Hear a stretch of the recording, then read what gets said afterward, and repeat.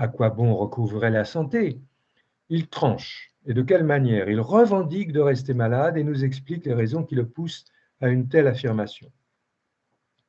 La bonne santé ne suffit pas, contrairement à ce que veulent croire les belles âmes de la petite bourgeoisie. Les épreuves de la maladie et les états de privation qui y sont associés lui en ont appris beaucoup plus sur lui que le fait de jouir d'une santé florissante. Cette revendication qu'on pourrait qualifier d'identitaire, en forçant un peu le trait, et dont on nous dit, toujours dans les travaux préparatoires à ce colloque qui n'a pas eu lieu, qu'elle se manifeste à toutes les strates de la vie sociale et dans tous les moments critiques du déploiement de l'être, est ici ouvertement proférée sans la moindre perfidie et avec véhémence même. Des moments critiques, Artaud en connaîtra pas mal. Ce qui l'éclaire ainsi beaucoup mieux sur ce qu'il croit être, aurait-il à voir avec ce plus loin évoqué par Lacan à propos de Joyce et qui témoignerait, selon lui, du fait que ce qu'on appelle un malade va quelquefois plus loin que ce qu'on appelle un homme bien portant. Que peuvent donc recouvrir ce beaucoup mieux et ce plus loin, si ce n'est quelque chose se trouvant peut-être au-delà du principe de plaisir, au nom duquel le sujet étiqueté malade ne devrait viser qu'un but, recouvrer la santé. Lacan, 20 ans après cette conférence d'Artaud, en 1966 donc, disposant alors de la différenciation de la demande avec le désir inconscient, souligne lors de sa conférence à la Pitié-Salpêtrière, je cite, qu'il y a hors du champ de ce qui est modifié par le bienfait thérapeutique quelque chose qui reste constant. Quand le malade est envoyé au médecin ou quand il l'aborde, ne dites pas qu'il en attend purement et simplement la guérison. Il met le médecin à l'épreuve de le sortir de sa condition de malade, ce qui est tout à fait différent, car ceci peut impliquer qu'il est tout à fait attaché à l'idée de la conserver. On ne peut mieux illustrer un des défis, à mon sens, que la psychanalyse doit relever encore aujourd'hui, et qui est entre autres celui d'éclairer la médecine sur ce qui, chez un demandeur de soins, le pousse à devoir conserver la jouissance d'un état dont pourtant il se plaint et dont objectivement il pâtit. L'aquabonisme, je dirais ça comme ça, dont témoigne l'attitude de la belle-sœur de Madame O, plutôt qu'un mouvement vaguement dépressif ou un découragement passager devant les efforts requis par la médecine, ou ici la cure psychanalytique, semble au contraire devoir être considéré comme la manifestation d'un vœu secret, un secret bien défloré par Artaud, sur lequel le sujet s'arc-boute pour préserver quelque chose de ce qui le constitue à son insu, et ce qui rend la relation d'aide ou la relation éducative ou thérapeutique si complexe, à l'insu également de celui qui propose son aide à ce sujet en demande.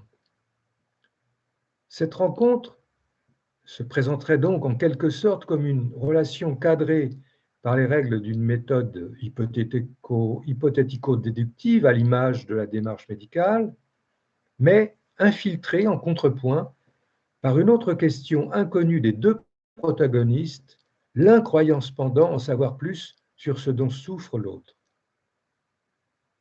Je n'ai plus d'image et je continue. Voilà. Ce double insu du sujet souffrant et demandeur et de celui à qui il adresse sa plainte ne crée pas, à mon sens, les bases d'un dialogue fluide qui déboucherait en médecine, par exemple, sur une compliance parfaite du patient à ce qu'on lui propose. Cette méprise que je qualifierais de structurelle ne peut qu'entretenir une dimension proprement symptomatique dans la rencontre d'un patient avec la médecine. Il y aurait en effet, à mon sens, doublement symptôme. Symptôme, celui porté par le sujet, et symptôme de la médecine, de le réduire à un signe, ce symptôme. L'analyste posté dans le champ d'exercice de la médecine hospitalière ne dispose cependant que d'un outil, la théorie analytique, qui est lui-même dans une position symptomatique vis-à-vis de l'ordre médical, au sens que Clavreul a donné à cette expression, un discours. La psychanalyse est en effet toujours là, On peut s'en féliciter, malgré les attaques dont elle fait l'objet. Poster là où la science, ou devrait-on plutôt dire de nos jours la scientificité, infiltre toujours et encore plus la plupart des champs de notre vie sociale, que ce soit dans l'économie, la communication, l'éducation, voire la santé. On l'a bien vu ces derniers temps avec la place donnée aux experts chargés d'éclairer les politiques sur la gestion de la pandémie. La psychanalyse témoigne, comme un symptôme en effet peut le faire, de ce qui est cruellement absent de la science parce qu'exclut le sujet. Qui plus est, le sujet en tant qu'il est clivé, étranger à son propre désir inconscient. Le symptôme, qu'il soit isolé comme tel dans le champ social ou historique par son intensité, sa répétition et sa persistance, c'est avant tout ce qu'on évoque comme point d'appel pour chacun d'entre nous lorsque nous interpellons l'ordre médical. Mais c'est également le seul indicateur vis-à-vis de cet ordre par lequel un sujet manifeste une présence que, paradoxalement, j'allais dire, la médecine s'acharne à mettre à distance pour que la science passe, comme on dit, de la justice, qu'elle passe. Ne dit-on pas parfois que le symptôme va jusqu'à représenter le sujet? Cependant, nous savons tous, citoyens que nous sommes, qu'élire un représentant ne garantit pas que l'on se reconnaisse tout le temps dans les dires de ce dernier. Le discours que réalise le symptôme, au sens réalise, il faut l'entendre au sens que lui donne Lacan en 1953 dans Le symbolique, l'imaginaire et le réel, c'est-à-dire de ramener à un certain réel. Ce discours que réalise le symptôme, en effet, n'est pas de ceux dans lesquels un sujet peut reconnaître d'emblée le reflet d'un vœu secret de se maintenir dans cet état. Au contraire, quand il parle, le porteur de symptômes ne peut qu'énoncer d'emblée son souhait d'en être débarrassé.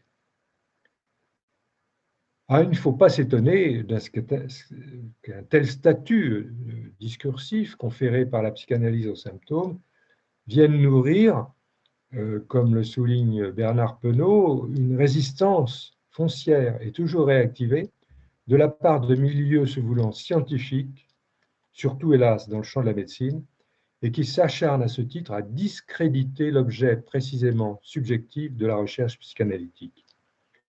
L'objet précisément subjectif de la recherche psychanalytique. Cette subjectivité fait que pour certains d'entre nous, comme le rappelle Jean Laplanche dans son propos sur les ambiguïtés contenues dans le texte freudien Inhibition, symptômes et angoisse, c'est lui qui parle d'ambiguïté, c'est qu'il existe des angoisses ou des dangers délicieux, dit-il. Il poursuit ainsi à propos du cas du gingerbread man, auquel Freud fait brièvement allusion, aux côtés de Hans et de l'homme au loup. Je cite Laplanche. Pourquoi le sujet tient-il à son symptôme? Ce n'est pas seulement que son symptôme soit un avant-poste contre l'angoisse. Le symptôme est aimé en raison de l'angoisse qu'il procure, car cette angoisse elle-même est du côté de la pulsion, du côté de la jouissance. Je trouve que c'est intéressant de dire les choses avec des mots si simples. Aimer un symptôme, en raison de l'angoisse qu'il procure. Il y aurait donc des symptômes dont le désagrément, voire la douleur, n'oublions pas la douleur, ne ferait pas le poids, je dirais, face à l'angoisse, dont la proximité d'avec le champ pulsionnel se présenterait alors comme une qualité, un bien dont il faut garder la jouissance. Bien sûr, Freud, le premier, l'a dit dès 1904, lorsqu'il apportait la peste aux Américains. La résistance de nos malades à se guérir ne relève pas d'une cause simple, mais de plusieurs motifs. Ce n'est pas seulement le moi du malade qui se refuse énergiquement à abandonner des refoulements qui l'aident à se soustraire à des dispositions originelles, mais les instincts sexuels eux-mêmes ne tiennent nullement à renoncer à la satisfaction que leur procure le substitut fabriqué par la maladie, et tant qu'ils ignorent si la réalité leur fournira quelque chose de meilleur. La petite question perfide de la belle-sœur de Madame O n'est donc pas à mettre au rang des résistances à la cure, comme je le disais au départ, mais pourrait être le signe de son hésitation, je dirais, à lâcher la proie pour l'ombre. La satisfaction ici évoquée par Freud et attribuée aux instincts sexuels se situe donc à un niveau, dans une contrée, il aurait dit, lui, dans une contrée inaccessible à nos tentatives de représentation, et qui laisse peu de chance à la satisfaction d'être ressentie. Tout au contraire, ce qui est ressenti et dont le sujet se plaint relève de l'insatisfaction, voire de la douleur de son état. On peut y voir là la parfaite illustration de ce que Freud souligne peu après dans la même conférence, la force psychique et physique d'un désir, la force psychique et physique d'un désir est bien plus quand il baigne dans l'inconscient que lorsqu'il s'impose à la conscience. Je souligne au passage la force psychique et physique qui nous laisse entendre une fois de plus que le corps n'est pas en dehors du coup, ce que la remarque de Laplanche sur la proximité de l'angoisse avec le champ pulsionnel pouvait laisser entendre. Et c'est par son image, justement, que le corps s'introduit dans l'économie de la jouissance, nous rappelle Lacan. Le lieu d'affichage de cette jouissance ne peut être en effet que le corps, dans son intégrité et son fonctionnement, puisqu'il a été ce par quoi le sujet en devenir y a été en quelque sorte initié, la jouissance, à l'aube de sa vie, et par ce qui lui est advenu comme réponse en excès par rapport à sa demande. C'est dans ces expériences inaugurales et peut-être traumatiques, c'est une question qui pourrait se discuter, que se trouve constitué le champ de la jouissance dont Lacan nous rappelle qu'elle est toujours de l'ordre de la tension, de la dépense, voire de l'exploit. Je vous renvoie, si ce n'est pas trop rébarbatif pour vous, à tout ce qui a pu être écrit à un moment donné par plusieurs d'entre nous, y compris moi bien sûr, sur l'anorexie, qui me semblait à l'époque, et toujours d'ailleurs, une illustration tout à fait parfaite de cette définition de la jouissance, telle que nous la livre Lacan. On pourrait dire qu'au-delà de cette limite, le ticket de la science n'est plus valable. Enfin, j'ai envie de dire les choses comme ça. Il ne donne pas, le ticket de la science, accès à cette jouissance qui signe la présence d'un sujet qui, tout en se plaignant des manifestations de cette jouissance, laisse entendre qu'il ne peut y renoncer malgré ce que ces effets suscitent en lui, dans sa chair et dans sa vie.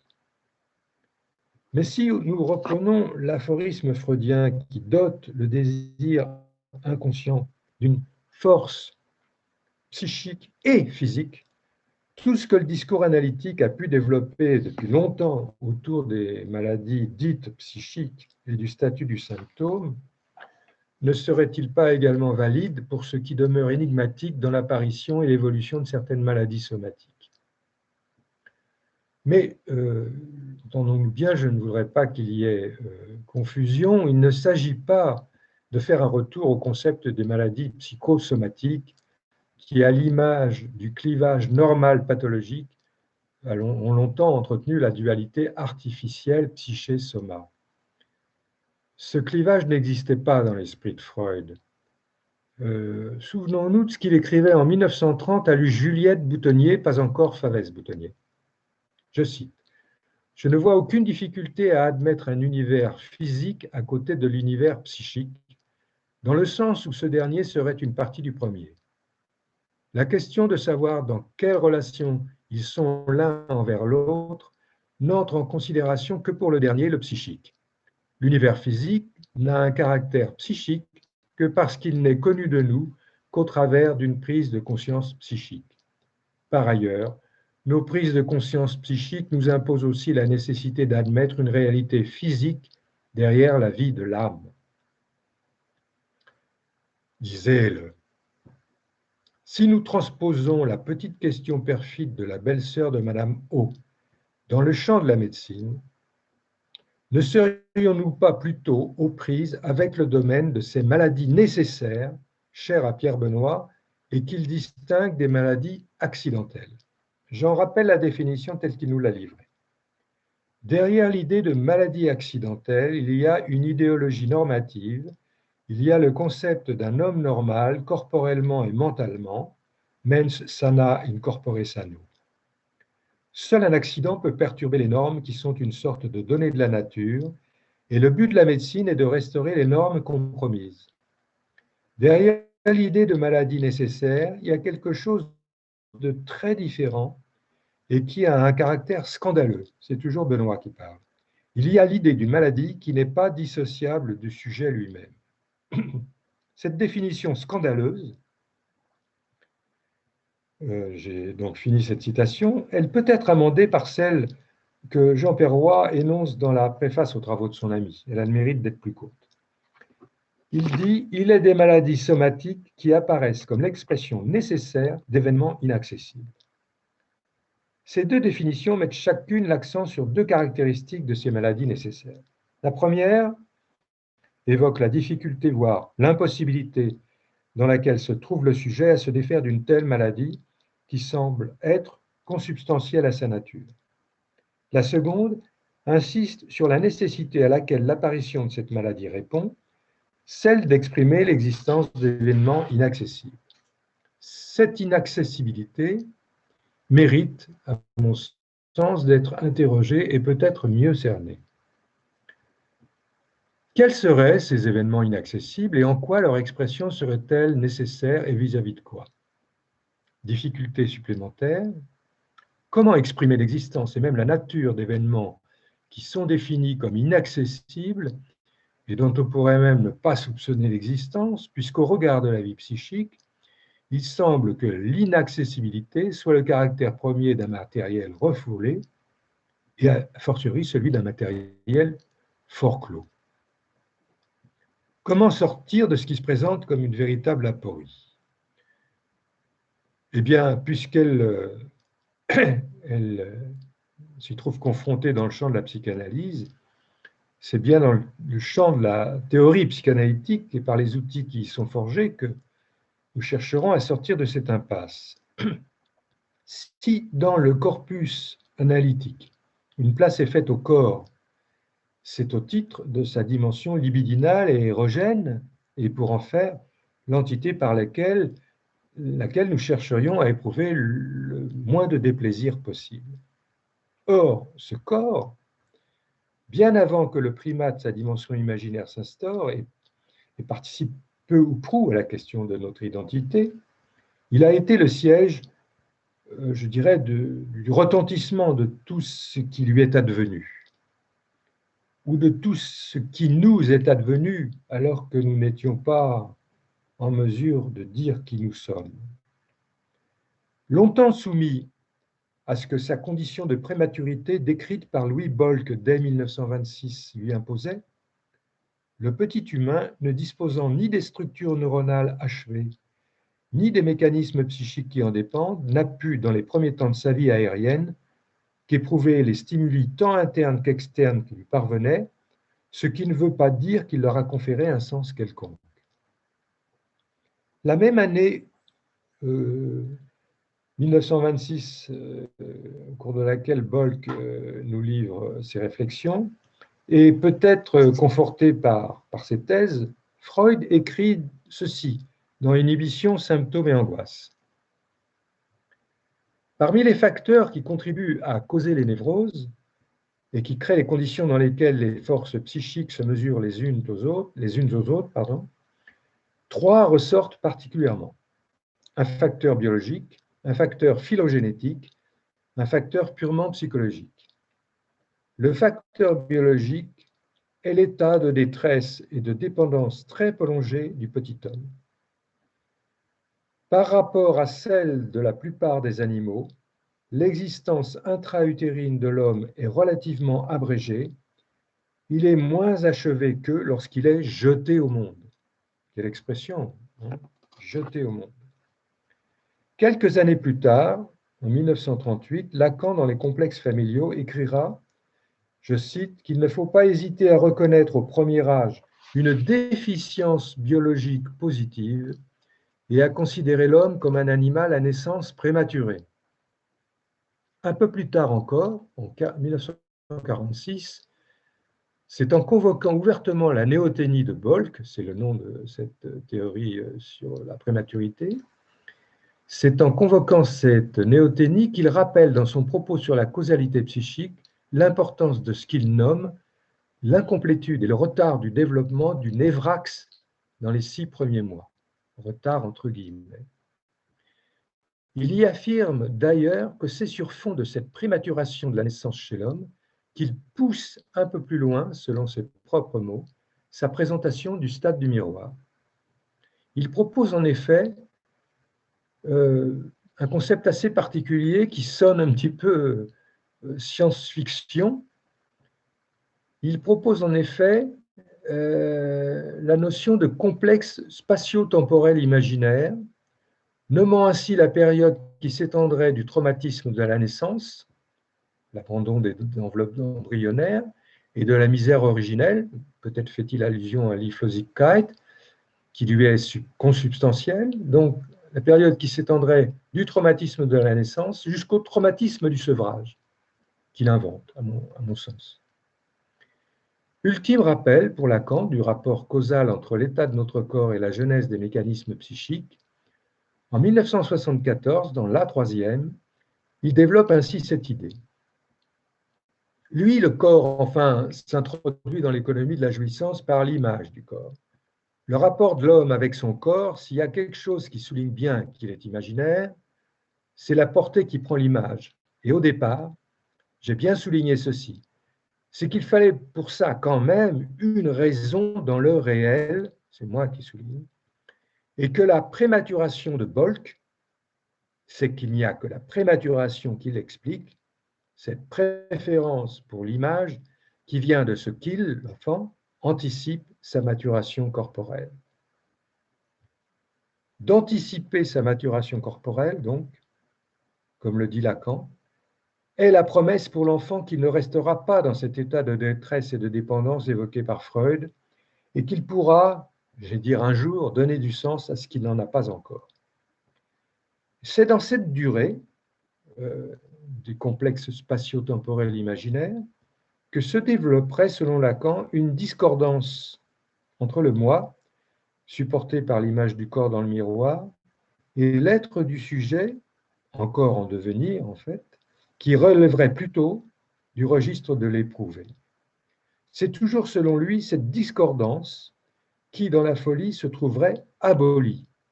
Le terme est le même d'ailleurs que celui qu'emploie Freud, aufgehoben, aboli, abolition, aboli, pour décrire l'expulsion d'une représentation hors du sujet. Cette discordance dans la folie se trouve abolie. Ce qui peut laisser entendre qu'une certaine dose de discordance serait le signe d'une certaine normalité, entre guillemets, j'emploie ce mot bien à contre-cœur, puisque justement j'essaie de me situer hors du clivage normalité-pathologie. Mais cette dernière remarque de Lacan à propos de la discordance qui se trouverait abolie dans la folie peut laisser entendre que certains d'entre nous, et peut-être l'immense majorité, arrivent à vivre avec une certaine dose de discordance. Mais à l'image de ce qui s'observe dans la langue française à propos de la double négation, que j'ai développé dans un autre écrit, ne pas, ne rien, cet état discordantiel ne peut se maintenir indéfiniment, sauf à être source de malaise ou de conflit. Et comme je viens de le dire, ce malaise et ce conflit, beaucoup d'entre nous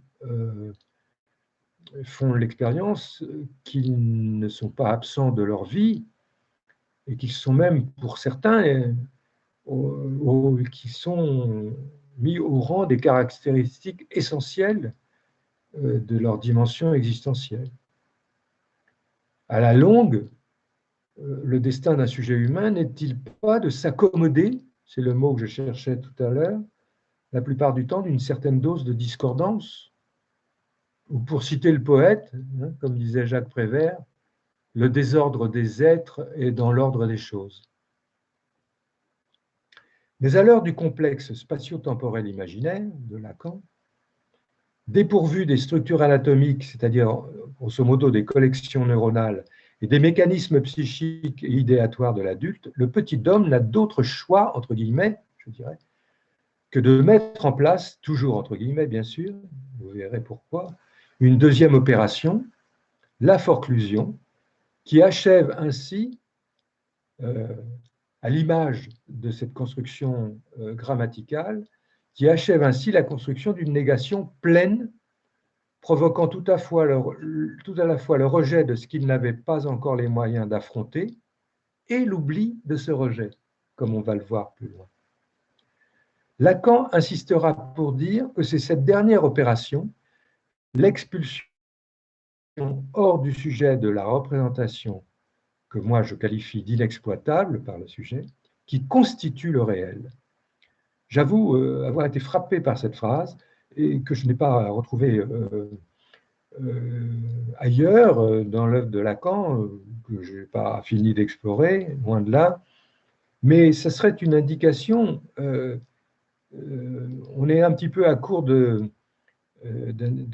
définitions en ce qui concerne le réel, qui est toujours effectivement, qui n'existe que par rapport au symbolique et à l'imaginaire, mais le réel se constituerait de manière privilégiée, je ne sais pas, par cette dernière opération de la forclusion qui vient mettre fin à une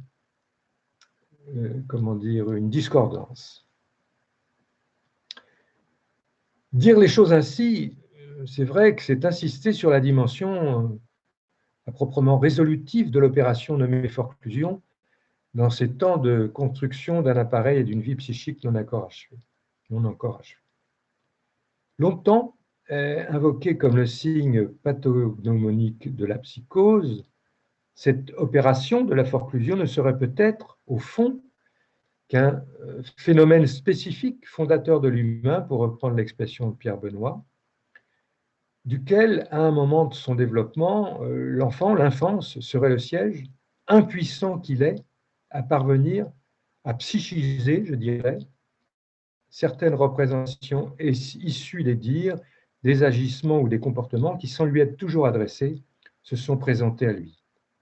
Non pas que ces représentations, ces signifiants, soient porteurs en eux-mêmes d'une charge délétère, tout au plus, je pense qu'il pourrait paraître énigmatique au sens de ce que développe Laplanche et Pontalis, mais parce que, comme on le retrouve sous la plume de Freud en 1905, il s'agit plutôt de la conséquence de l'insuccès de l'effort de pensée de l'enfant, qui facilite, dit-il, quelque chose de plus radical, sous-entendu que le refoulement, à l'image de ce qu'il notait déjà en 1894, et qui lui fait conclure ceci: on admettra volontiers que l'insuccès de son effort de pensée facilite le rejet et l'oubli de celui-ci. Voilà où gisait cette formule, le rejet et l'oubli du rejet. C'est ce qui devrait nous pousser, je crois, à inverser, on pourrait dire, la proposition lacanienne qui visait à dire que de la forclusion qu'elle était, je cite, l'abord par le sujet d'insignifiant comme tel et l'impossibilité de cet abord. Pour en faire une nouvelle version, peut-être plus freudienne, du moins dans le style, non pas donc l'abord par le sujet d'insignifiant comme tel, mais l'abord d'un sujet par insignifiant qui se présente à lui comme tel et l'impossibilité de cet abord.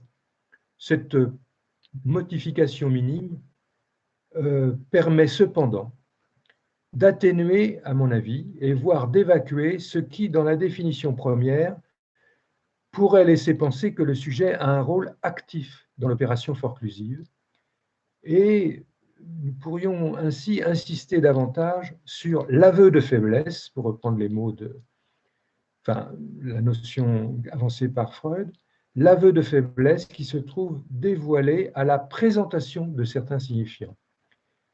Je veux dire qu'il ne s'agit en aucun cas d'une fin de non-recevoir, mais plutôt de l'échec d'une opération. L'opération que nous nous attachons à décrire, elle est tout entière hors conscience, bien sûr. Et se déroulant en deux temps, elle constitue ce que j'appellerais l'échec de l'ancrage d'un signifiant dans un sujet, mais du fait des moyens physiques et donc psychiques dont dispose à cet instant le sujet. C'est ainsi que l'ont avancé les traducteurs de Freud. Ce n'est pas en tant qu'il serait insupportable ou unerträglich que ces signifiants seraient forclos, mais bien parce qu'ils sont inconciliables, unverträglich. Il y a effectivement une petite lettre en plus qui a pu présider à une erreur horrible de traduction. Inconciliable, unverträglich, insupportable, unerträglich. Inconciliable avec les processus psychiques encore immatures ou inexistants du sujet auquel il se présente. Au passage, je souligne que le côté inconciliable a été validé par les traducteurs, l'équipe de la planche de Freud, parce qu'ils ont retrouvé dans un autre texte que Freud a écrit en français directement le terme inconciliable. J'essaierai de trouver les références. Alors, n'est-ce pas là la fameuse raison dans le réel, sur laquelle j'ai insisté tout à l'heure, évoquée par Lacan en 1974, qui va précipiter le petit homme dans la dimension imaginaire dont son corps inachevé va être le support? C'est une question qui se situerait donc au niveau de la prise en compte peut-être beaucoup plus substantielle que l'a fait jusqu'à présent la psychanalyse, de l'état d'immaturité neurologique dans lequel nous sommes de notre vie aérienne et qui ne nous permettent pas d'avoir à notre disposition les processus psychiques qui nous seront très utiles par la suite pour nous constituer ces diverses instances dont la moindre n'est pas l'inconscient. Alors, quelle est la conclusion qu'on peut tirer de toutes ces élucubrations? C'est une conclusion, j'ai mis un point d'interrogation d'ailleurs parce que c'est plus des questions qu'une conclusion. Mais je me permettrai de dire ça quand même, toute modestie mise à part, par rapport à tous ces aînés qui nous ont précédés. Seul un amour de transfert mal cerné, mal repéré, peut conduire un analyste, à l'image de ce que nous livre Eitingon, à se sentir trahi par sa patiente, celle-ci, alors que celle-ci vient de lui livrer, à leur insu à tous les deux, peut-être, la formule sous laquelle le désir inconscient dont elle veut garder la jouissance vient de se manifester.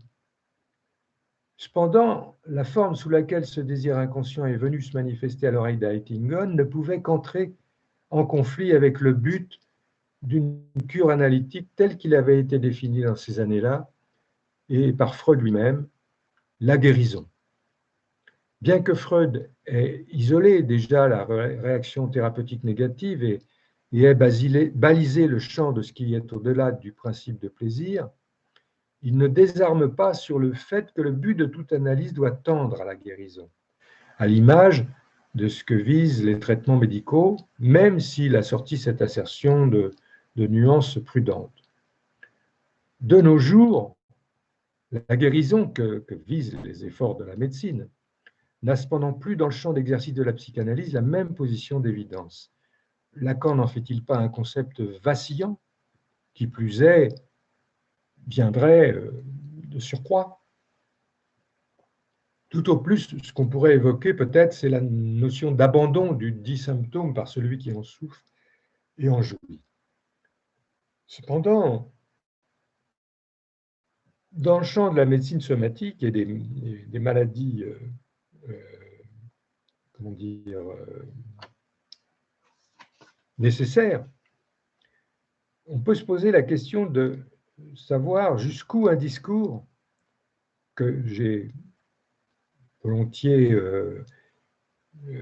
nommé dans ces circonstances un discord de discordance ou un discord pour rappeler les dysfonctionnements du corps, jusqu'où un discours que réalise le symptôme somatique, au sens qu'on a vu plus haut, et qui s'est constitué largement hors langage, peut-il être identifié, repris, voire modifié par le langage parlé?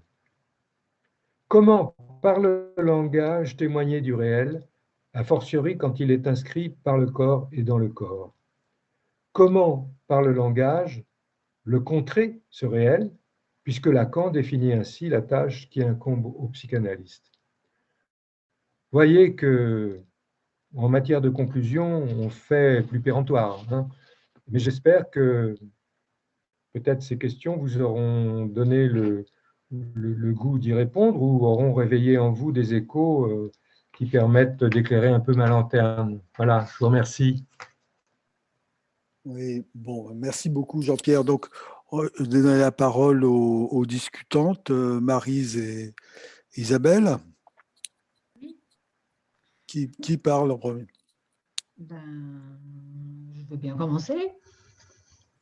C'est qui? J'entends pas Maryse, c'est Isabelle. Isabelle, ok. Ok. Bon, tout d'abord, je voudrais remercier Jean-Pierre Basclé pour son exposé de ce soir. Son travail il soulève évidemment de nombreuses questions et je pense que vous allez être plusieurs à intervenir. Mais comme la parole m'est donnée, je vais en profiter pour axer les choses dans la direction qui m'intéresse. Je voudrais revenir sur 3 points. Le premier point, il touche peut-être à une question de traduction finalement. Avec cette petite question perfide, vous questionnez en quelque sorte un point de butée de la cure psychanalytique. La cure, c'est une pratique de parole. Et comme pratique de parole, elle pourrait donc sembler peu apte à toucher cette part de jouissance qui échappe à toute symbolisation. Comment viser ce reste qui affecte le corps et qui n'est pas de l'ordre du refoulé? Ce reste qui n'a pas été chiffré et qui donc ne peut pas être déchiffré. L'interprétation trouvant là ses limites. Vous parlez de l'échec d'une opération, celle de l'ancrage d'un signifiant dans un sujet du fait des moyens physiques et donc psychiques dont il dispose à cet instant. Est-ce que cela peut se traduire en disant toute la jouissance du symptôme ne peut être résorbée par le signifiant?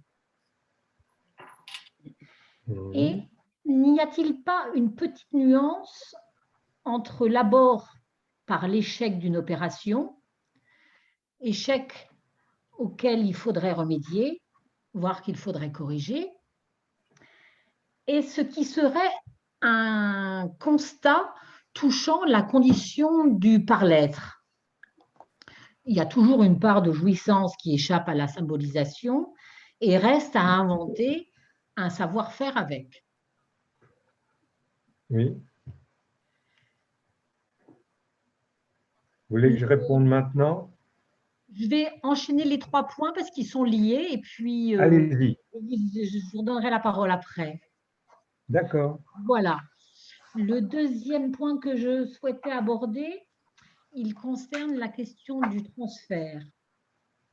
le transfert qui était très présent dans votre exposé, puisque vous avez évoqué la question du transfert adressé à Max Eitingon par sa patiente, et que derrière, on entendait aussi le transfert de Max Eitingon à Freud. Mhm. Donc, à propos de cette question du transfert, ne pourrait-on pas dire que c'est le transfert analytique qui élève la maladie accidentelle au niveau d'une maladie nécessaire? Mhm. Je ne sais pas si vous serez d'accord, mais cette maladie nécessaire ne serait-elle pas à entendre comme la marque sur le corps d'un hors-sens?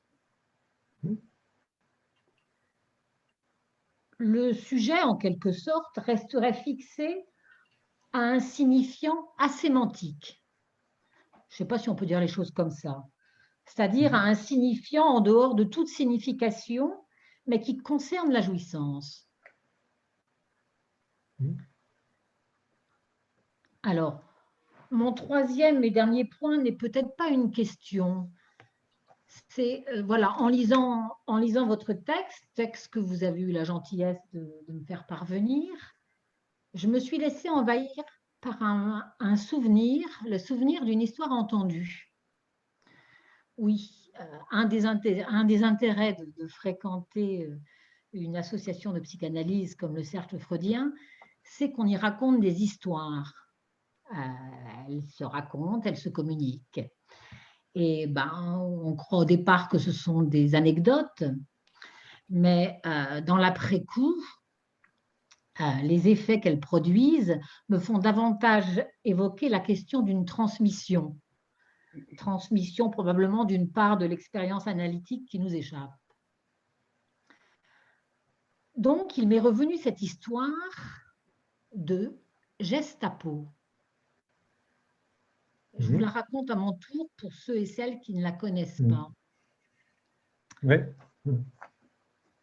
Lors d'une séance, une analysante parle à Lacan d'un cauchemar récurrent qui la réveille tous les matins à 5 heures.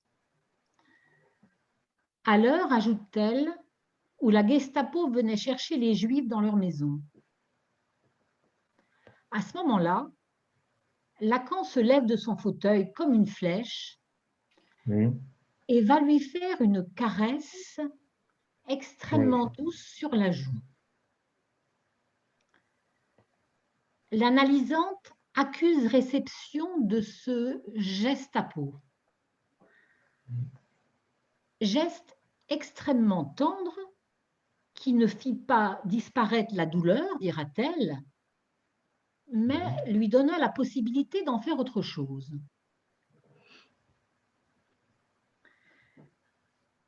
Le Gestapo, co-création de l'analyste et de l'analysante, réalise le pas de côté par rapport à la langue. Que peut-on en retenir?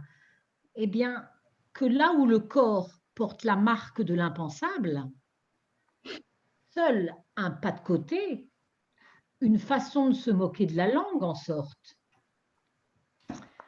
Oui, seul un pas de côté ouvre la possibilité d'en faire un temps de subjectivation. Voilà, je vous rends la parole et je ne sais pas si vous voulez rebondir maintenant.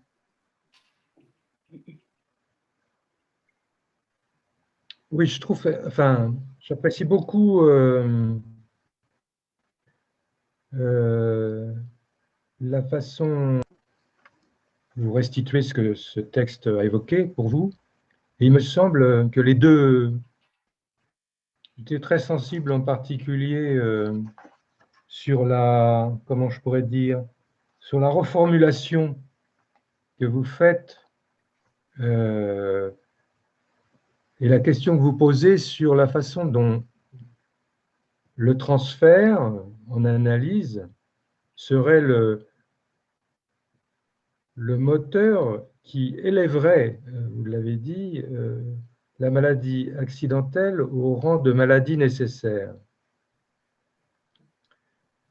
Et je trouve que ce que vous pointez comme, à travers la notion de signifiant asémantique, rejoint ce que j'ai essayé, enfin je l'entends comme ça, ce que j'ai essayé de dire en m'aidant pour cela des signifiants énigmatiques de Laplanche et Pontalis. Et cette question de l'inscription dans le corps et par le corps,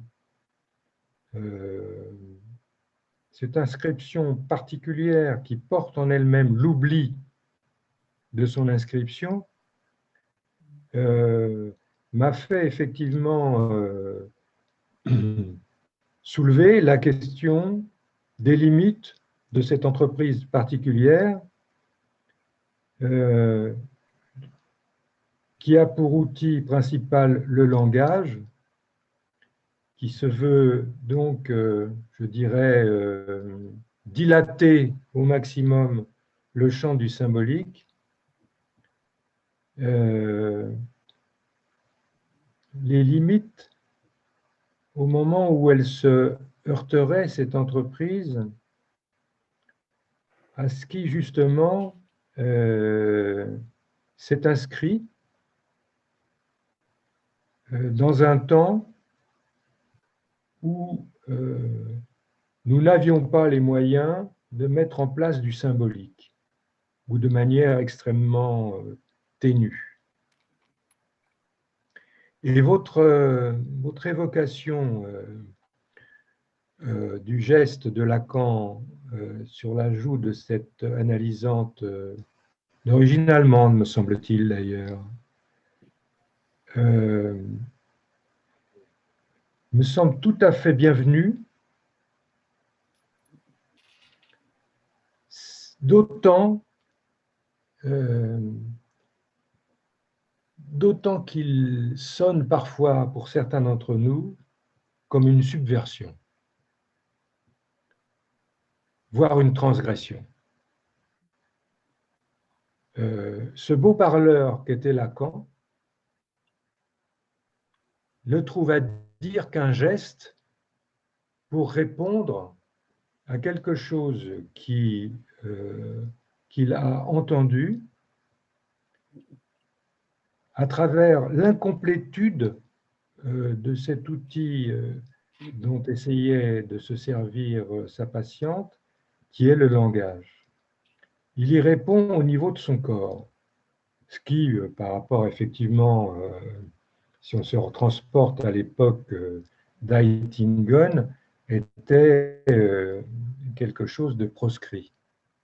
Et je trouve que ce que j'ai essayé de dire dans ce texte, enfin ce que j'essaie de travailler depuis quelque temps, mais qui n'est pas facile et encore moins en ce moment, pour moi comme pour d'autres, c'est à la fois, comme je le disais dans le papier de présentation de ce travail, de travailler la façon dont la psychanalyse a dynamité ces catégories du normal et du pathologique, en particulier dès 1900, avec les travaux de Freud sur le rêve. Nous apprenons que plusieurs fois par nuit, nous passons d'un état normal à un état psychotique.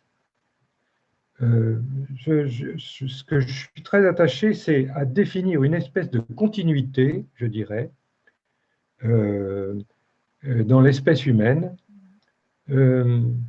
qui, tant dans le développement de chaque individu que dans la multitude de nos réalités corporelles,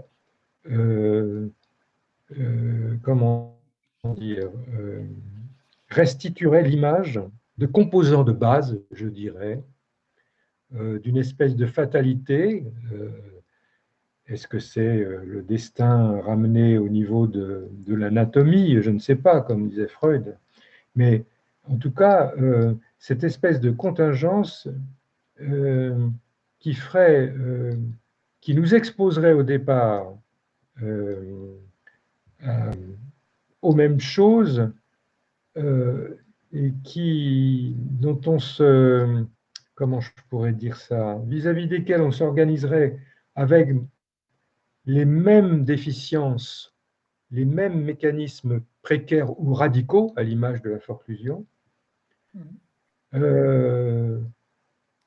alors que longtemps, du moins c'est comme ça que je prenais les choses, moi, longtemps, ce mécanisme, en particulier celui de la forclusion, sonnait pathologique, je dirais. Ça sonnait pathologique.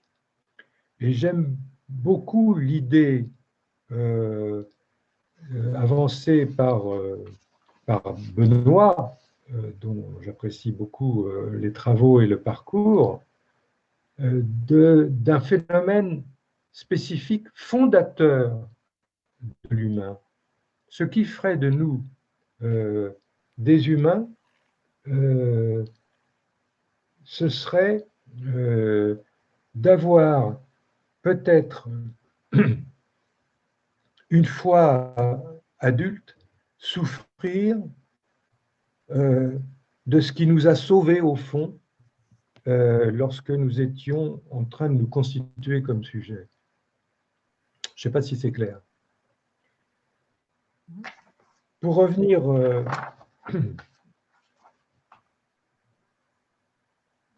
à votre premier point sur l'échec. Est-ce que tu peux reprendre je me Oui. permets de t'interrompre. Est-ce que tu peux reprendre oui. Par rapport à ce que dit Pierre Benoît, parce que ça paraît clair et pour moi, ce n'est pas tout à fait clair non plus. Ce qui ferait de nous des humains, cela serait souffrir de ce qui nous a sauvés.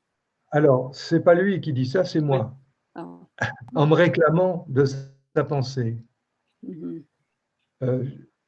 Cette forclusion, de laquelle certains d'entre nous souffriraient dans la psychose,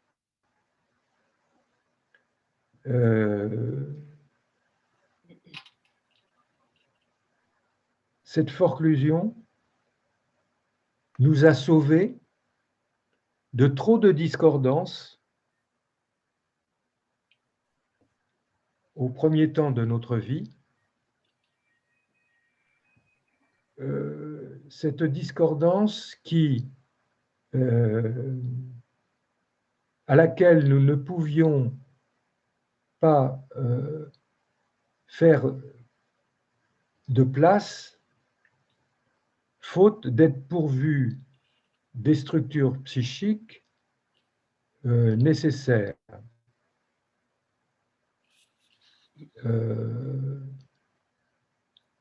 À cause du fait de notre prématuration. C'est-à-dire que ce que j'essaye de lier maladroitement sûrement, c'est tout en faisant qu'elles restent à leur place, ces notions, c'est de lier ce que l'on sait de notre immaturité neurologique avec la genèse des mécanismes psychiques. Je suis très sensible à ce que dit Freud sur l'échec d'une opération, sachant que cette opération ne peut pas être menée jusqu'à son terme à cause des faibles moyens dont nous disposons, alors que nous en serons capables plus tard. Et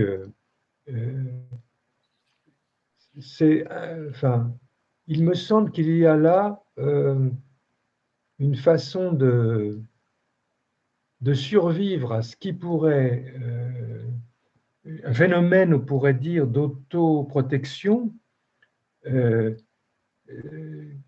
qui n'est, paradoxalement, l'état de faiblesse dans lequel nous sommes à ce moment-là nous protège de quelque chose qui peut nous désorganiser et qui est de l'ordre de l'excès qui nous fait retour par rapport à ce que nous avions demandé avec les quelques moyens dont nous disposions à l'époque. Et que ce mécanisme de protection, curieusement, va être celui qui peut être mis en œuvre plus tard pour préserver autre chose, mais au prix de sacrifices beaucoup plus grands qui font que la souffrance occupe le devant de la scène et que l'incapacité d'y mettre fin est peut-être d'une certaine façon une identité comme une autre, disons le mot comme ça, ou une identité qui en voudrait bien une autre, et que vivre dans cette souffrance-là, comment dire, à tout prendre, est préférable à ne pas vivre. Mais c'est quelque chose sur lequel je n'ai pas spontanément réfléchi jusque-là. Ce que je veux, c'est essayer comment dire, à la lumière de la façon dont je dis que Freud a dynamité le clivage entre les catégories du normal et du pathologique, de s'apercevoir que certains des mécanismes qui signent, ont longtemps signé à nos yeux la pathologie, sont des mécanismes qui, à un certain moment de notre vie, nous ont permis de, je dirais, faire le tri dans ce qui nous advenait pour pouvoir faire face à la vie.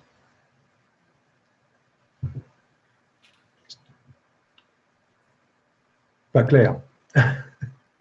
Oh ben. Je ne sais pas si j'ai répondu à Nicole, à la question de Nicole, mais voilà ce que ça m'évoquait. Ben je trouve ça très intéressant, mais c'est vrai que c'est très. Tu parlais de complexité au début, en disant que tout c'est très c'est un véritable écheveau. Mais c'est vrai que c'est passionnant, mais j'avoue qu'il y a quelques développements que je ne comprends pas bien, mais ce que je trouve vraiment intéressant, je me permets puisque j'ai la parole, de continuer, c'est tout ce que tu mets en lumière sur ce que la maladie nous apprend sur soi-même. C'est-à-dire avoir accès à des contrées inatteignables, c'est-à-dire c'est comme si la conscience ne permettait pas de pouvoir vivre tout simplement toutes ces contrées, toutes ces terres, ces éléments inconnus qui font partie de nous mais auxquels on n'a pas accès, puisque la satisfaction consciente ne permet pas d'avoir accès à ça. Et je trouve ça tout à fait intéressant. Et c'est là où est la subversion de la psychanalyse, hein. C'est justement de montrer comment ça n'est pas forcément là où on croit que surgit la connaissance de soi, hein.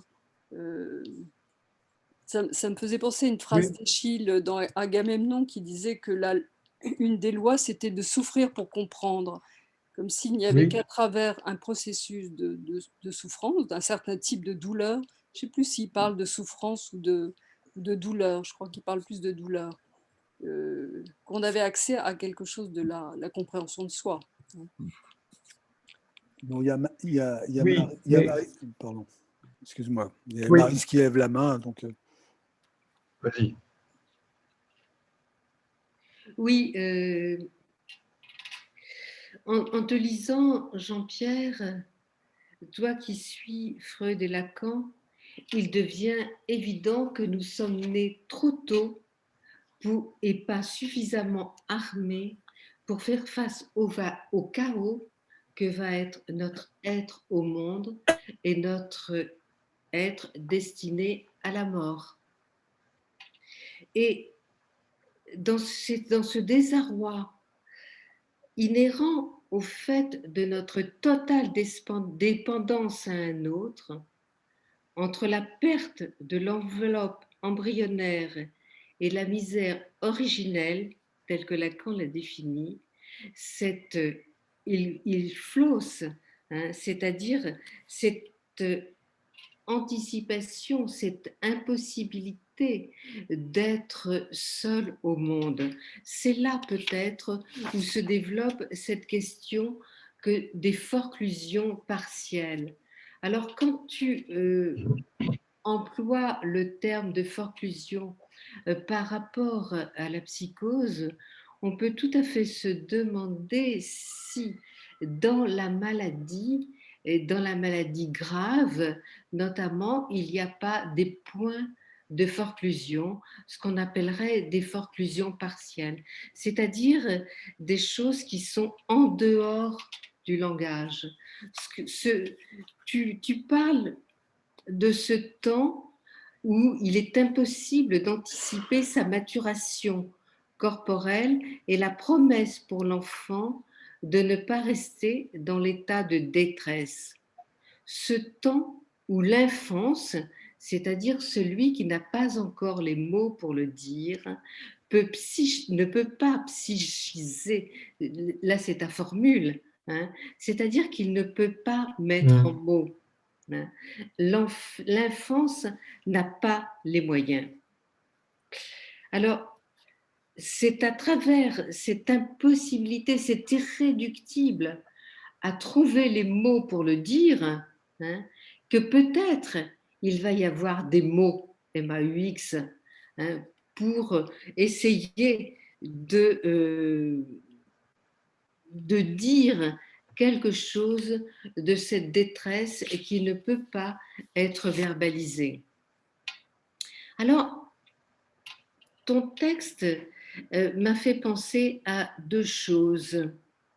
À défaut de pouvoir mieux conceptualiser ce que tu disais et peut-être me référer à plus de concepts théoriques, je voudrais faire part de l'expérience d'une petite fille de 3 ans qui est donnée pour morte avec une maladie gravissime.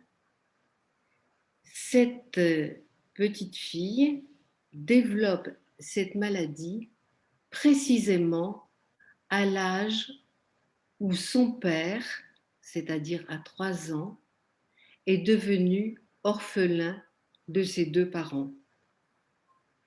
Cette petite fille, à cet âge-là, n'avait jamais entendu son père parler de la détresse qui avait pu être la sienne. Alors là, je fais référence à quelque chose de tout à fait intime, qui est un pan de mon histoire et qui m'a, je dirais, occupée pendant un certain temps de mon analyse. C'est-à-dire comment quelque chose qui n'avait pas pu être transmis par les mots est revenu très précisément à cet âge-là. C'est-à-dire quelque chose de l'ordre d'une énigme, hein, voilà, quelque chose qui, en tous les cas, ne pouvait pas se dire, mais qui, avec les mots MAUX de cet enfant et l'angoisse de mort qui a été autour d'elle, quelque chose a pu se transmettre à partir de ce moment-là. Bien sûr, quelque chose qui a été repris dans l'analyse. Ton texte m'a fait penser aussi à un autre exemple, cette fois-ci tiré de ma clinique. c'est là Regarde.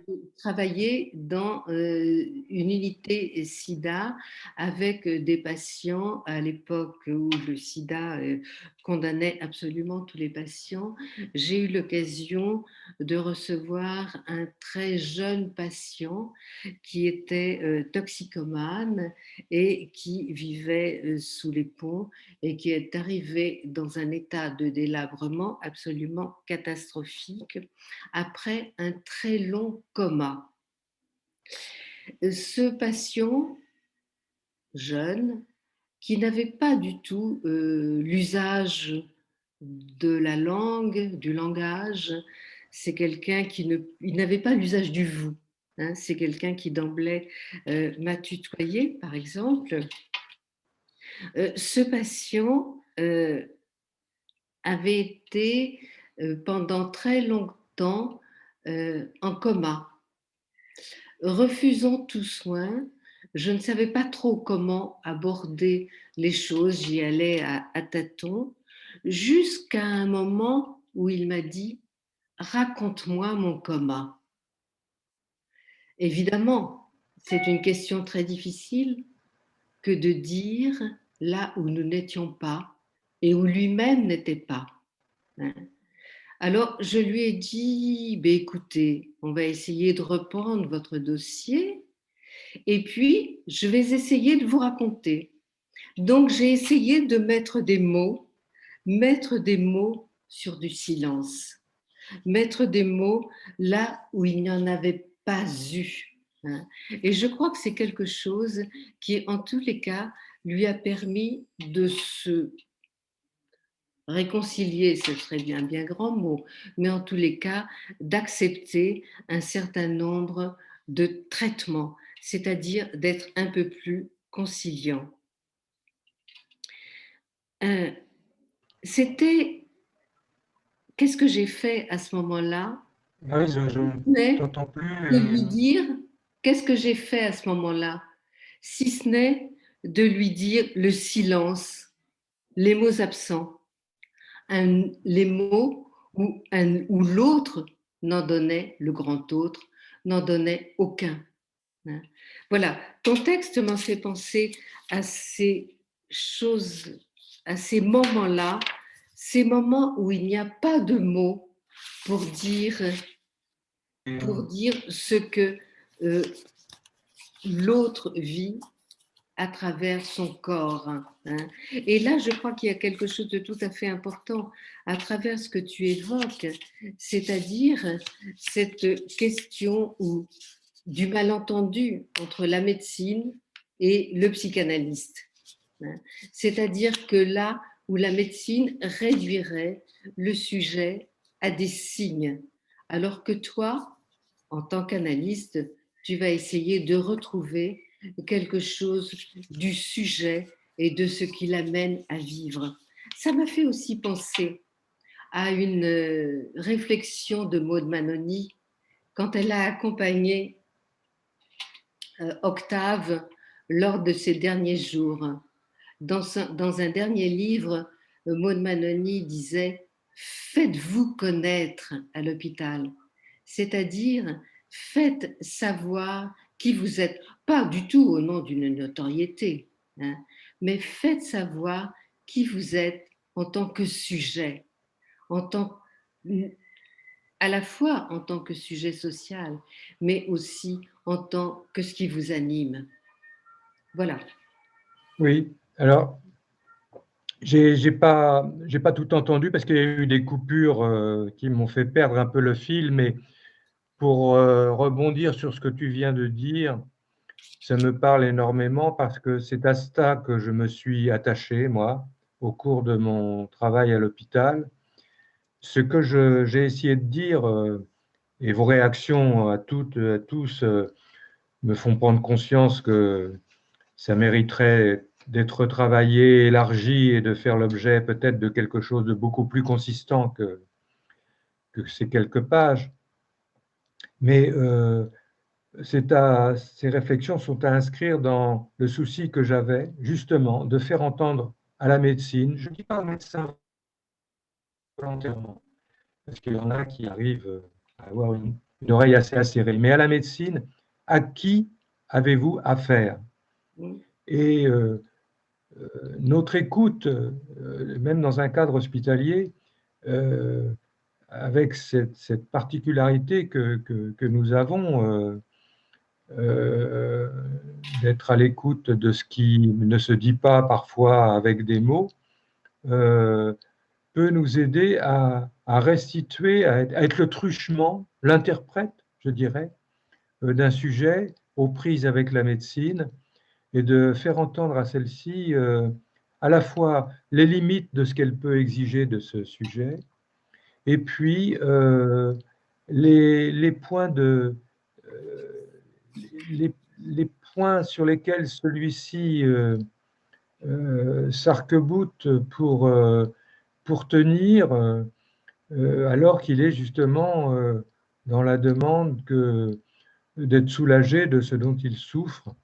Je pense en particulier à certaines maladies chroniques où les gens venaient régulièrement à l'hôpital et se soumettaient aux examens et à ce que la médecine leur proposait, mais en même temps témoignaient qu'ils ne tenaient absolument aucun compte de ce qu'on leur demandait de faire à l'extérieur. C'est-à-dire que une fois sortis de l'hôpital, alors que leur maladie nécessitait une prise en charge quotidienne, l'observance de certains principes de vie et d'hygiène, eh bien, ils s'en affranchissaient alors qu'ils étaient venus demander de l'aide à la médecine et que ce paradoxe, les médecins le supportaient très, très, très mal. Et je crois qu'une de nos tâches, lorsqu'on est présent sur ce terrain-là, c'est justement de faire entendre à la médecine à quoi ils ont affaire et comment un sujet est lui-même étranger à son propre désir inconscient, et tout en demandant de bonne foi d'être soulagé de ce qui le fait souffrir, s'aborder les efforts, le mettant dans une position extrêmement contre-transférentielle, enfin, on va dire ça comme ça, une position transférentielle tout court, qui peut débouchement, qui se surajoute à celle que subit déjà le sujet de par sa maladie. Et c'est vrai que quelqu'un nous saisisse, comme j'ai cru comprendre ce dont tu parlais, de lui restituer quelque chose dont non seulement on n'a pas été le témoin, mais qui était complètement effacé et auquel il n'aurait eu accès que dans un coma qui serait une espèce d'illustration caricaturale de ce que c'est que l'inconscient. C'est un défi difficile à relever et dont il faut se sortir, je dirais, non pas par des pirouettes, mais par des trucs qui, sans rompre le contact, comment dire, sont un petit peu à la marge de ce qu'il est convenu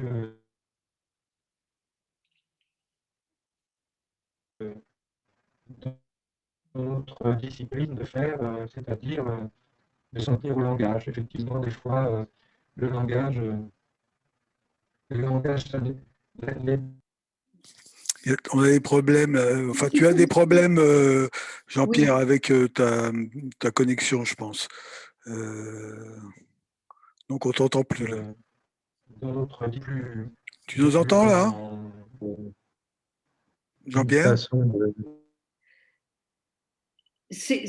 faire qui... Oui. Jean-Pierre, tu nous entends là? Allô, allô?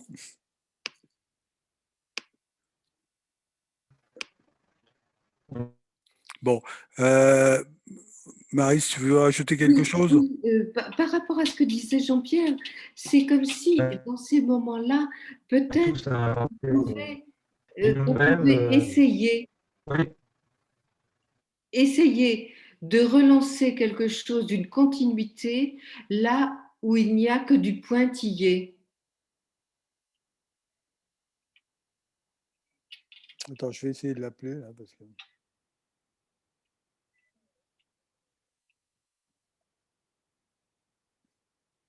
Peut-être qu'il y a quelqu'un d'autre qui veut faire une remarque, là, qui voudrait faire intervenir.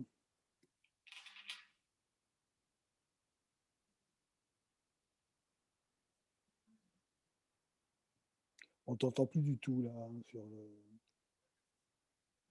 C'est sa connexion qui...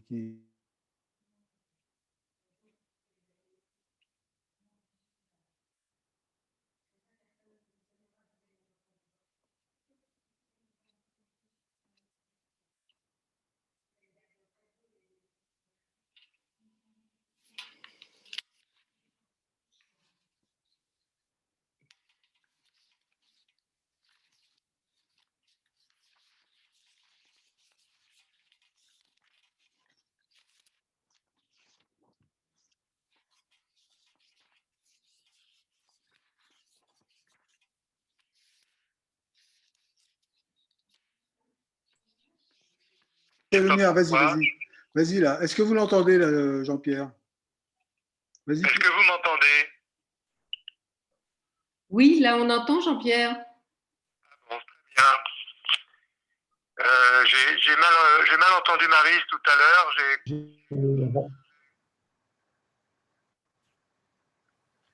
Qui parle? Écoute, je ne sais pas. Je pensais, en t'écoutant, que une de nos tâches, en tous les cas dans les services, était de retrouver quelque chose d'une continuité là où il n'y avait que du pointillé. Oui, tout à fait, oui. Que le morcellement de la médecine, en quelque sorte. Oui. Ravauder un tissu, ça s'appelle.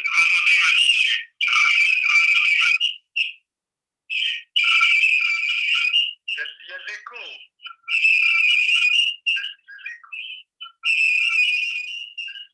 C'est très, très mauvais, hein. Bon, ça marche pas, là. Tu peux pas te rapprocher de ta box?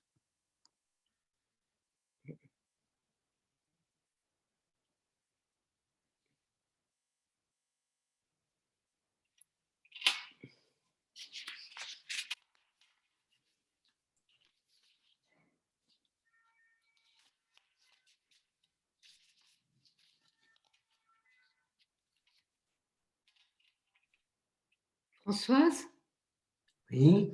tu voulais dire quelque chose? Non, Voilà. Mon micro est réactivé. Est-ce que vous m'entendez là? Oui. Oui. Ouais. Allez-y, je vous écoute, moi. Quelqu'un veut-il me parler? Pour dire juste quelques mots, je crois que cette question de la prématurité et du passage de l'intérieur d'un corps à l'extérieur doit être majeure dans notre arrivée dans la vie. Et que, évidemment, on n'y comprend pas grand-chose, bien sûr, mais que c'est essentiel. Voilà. Oui. Et que j'aime assez, Marie, ce que tu dis du pointillé. Mm-hmm. Alors que la médecine se veut tellement rigoureuse et allant dans les clous dans une direction. Mm-hmm. Nous sommes assez discursifs.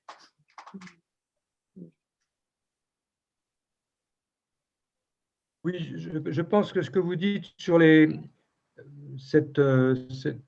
ce passage-là par lequel nous sommes tous passés, et cette solitude dans laquelle nous avons été jetés au monde, pour reprendre l'expression de Freud, c'est quelque chose que j'ai travaillé lorsque j'étais en soins palliatifs et que j'ai été saisi par les demandes de mort anticipée. Il y a eu une grande étude au niveau national qui a été faite par les équipes de soins palliatifs sur les demandes de mort anticipée, où je me posais la question, qu'est-ce que la mort donnée par les autres a de plus intéressant que celle qui va nous advenir?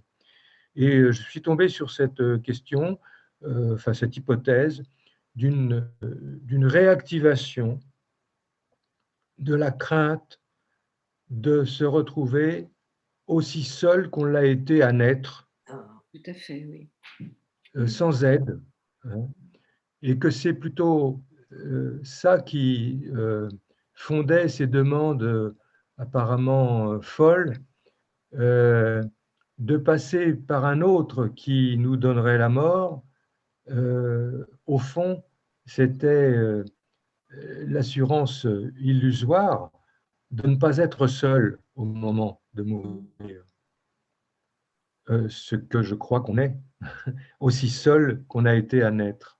Et je crois que c'est la réactivation de ce désaide, enfin pour une fois, hein, c'est pas Lacan qui invente ce néologisme. Lui, il a toujours parlé d'Ifflosigkeit.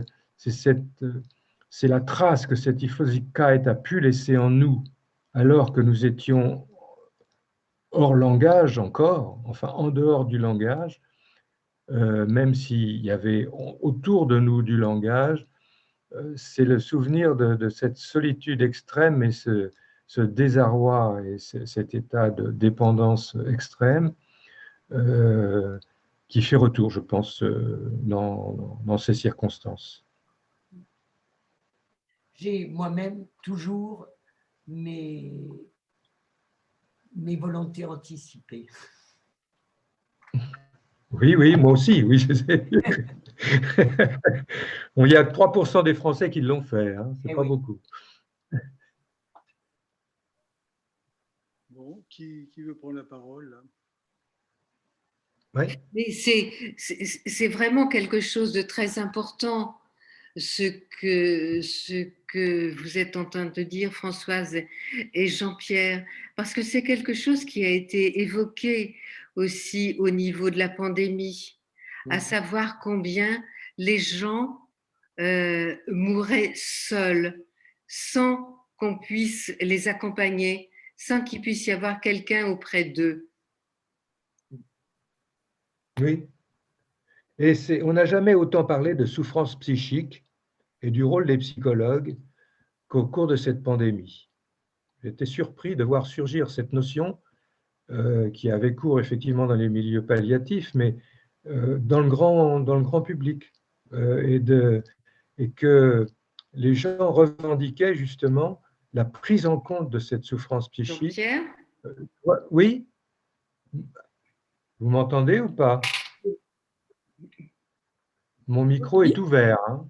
Oui, oui. Moi, je vous entends. Oui. Voilà. On t'entend, continue, mais il y a un décalage entre l'image et le son, hein, c'est pour ça. Oui, terrible. Ben, je sais, oui. Oui. L'image n'apporte rien d'ailleurs. Enfin bon.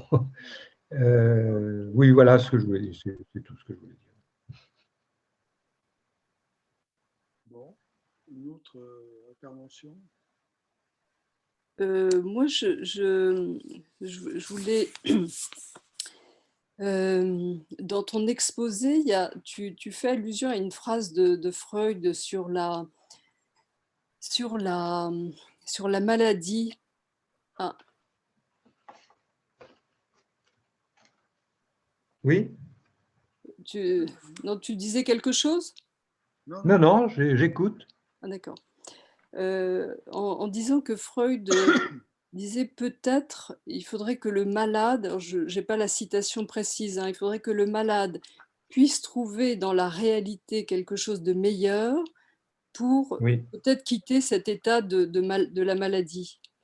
Et moi, je me disais au fond, effectivement, c'est peut-être que le meilleur, est-ce que c'est pas aussi dans un autre transfert que le malade peut le trouver. Je ne sais pas si, comme tu le racontes, Maryse, quand le patient te demande de raconter son coma, tout d'un coup, là, il y a quelque chose qui surgit qui fait qu'il pourrait y avoir quelque chose de meilleur que le coma, finalement. Ah. C'est la parole. Oui, mais la parole d'un autre qui n'a pas existé, qui n'a pas existé dans ces contrées, incertaines. Mais je trouve ça très important ce que raconte Freud, de dire il faut croire à comment dire, il faut croire à que quelque chose d'autre puisse arriver de meilleur. Il y a quand même cette force-là. J'ai la citation là. Ouais. Les instincts sexuels eux-mêmes ne tiennent nullement à renoncer à la satisfaction que leur procure le substitut fabriqué par la maladie, et tant qu'ils ignorent si la réalité leur fournira quelque chose de meilleur. La réalité. Mm. Alors peut-être qu'on peut faire partie de cette réalité, nous.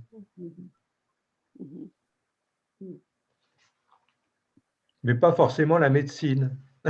Oui.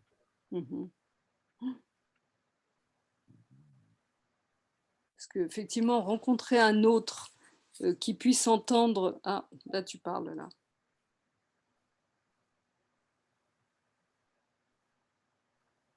Tu peux parler, Nicole, parce qu'il y a un décalage dans ce qui est...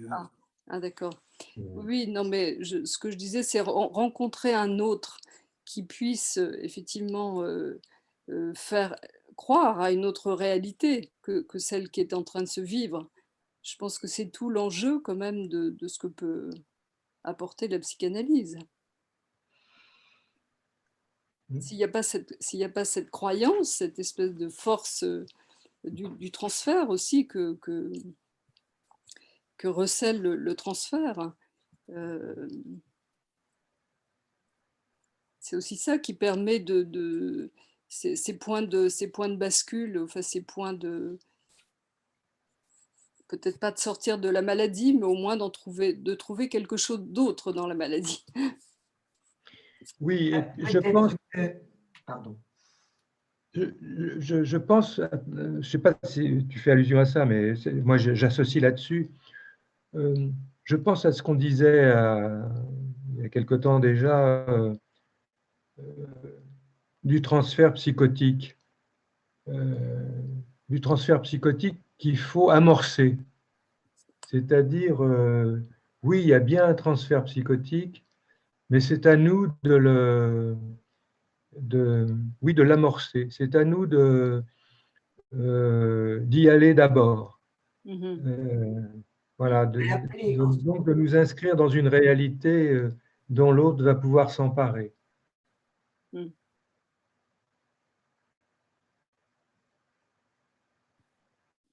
Il y a un article d'Alouche là-dessus qui s'appelait justement « Oui, il y a bien un transfert psychotique dans le littoral il y a quelques années ».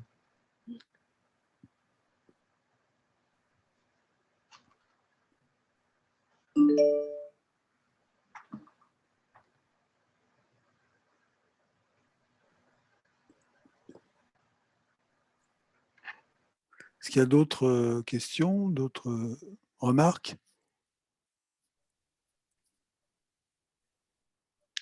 Il y a quelque chose que nous n'avons pas peut-être suffisamment évoqué, c'est la question de ces maladies nécessaires. Les maladies nécessaires qui permettent d'accéder à quelque chose, et je pense notamment à la question de l'écriture, c'est-à-dire comment, par exemple, Mars, pour citer cet exemple, mais il y en aurait bien d'autres, comment Fritz Horn, notamment, arrive à écrire quelque chose de sa propre histoire à partir d'une maladie qui va le faire mourir, mais qui en même temps lui permet de retrouver probablement quelque chose d'une identité de sujet. C'est-à-dire comment il va sortir de cette aliénation par rapport à laquelle il était devant l'ambivalence de ses parents.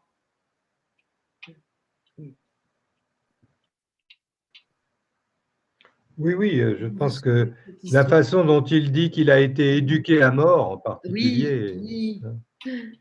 Ne pas déranger. Et pas ne pas déranger. Ne pas déranger. Et où tout s'équivalait. Il n'y avait pas de conflit possible. Oui, mais ce que j'ai voulu insister essentiellement sur le fait que ce que nous nous restituons entre nous comme un discours n'est pas repéré comme tel ni par le sujet ni par le médecin. C'est assez rare que, au cours d'une hospitalisation pour une maladie somatique, le patient finisse par accéder à cette vérité. Mais ça s'est vu, je l'ai vu. Et je peux dire que d'une certaine manière, ça a été provoqué par la façon dont je prenais les choses, mais sans savoir que ça allait déboucher là-dessus. J'étais le premier surpris et émerveillé. J'emploie le mot souvent parce que je conserve encore cette capacité de m'émerveiller quand ces choses-là arrivent, que à travers ce que ces personnes me disaient, j'entendais quelque chose qui, traduit par moi, qui leur restituait ce qu'ils ne s'étaient pas entendu dire, provoquait allait jusqu'à provoquer, je ne peux pas développer ici, la disparition d'un symptôme.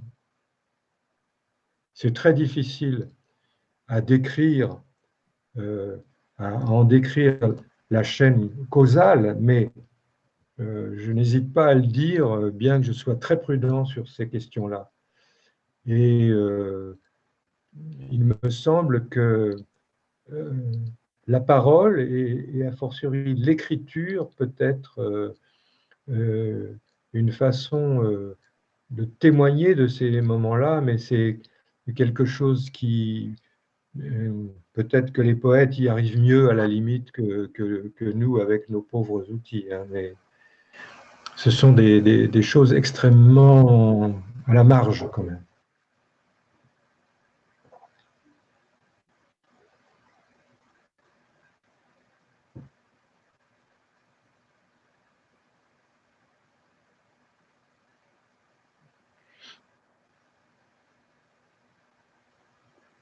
Voilà.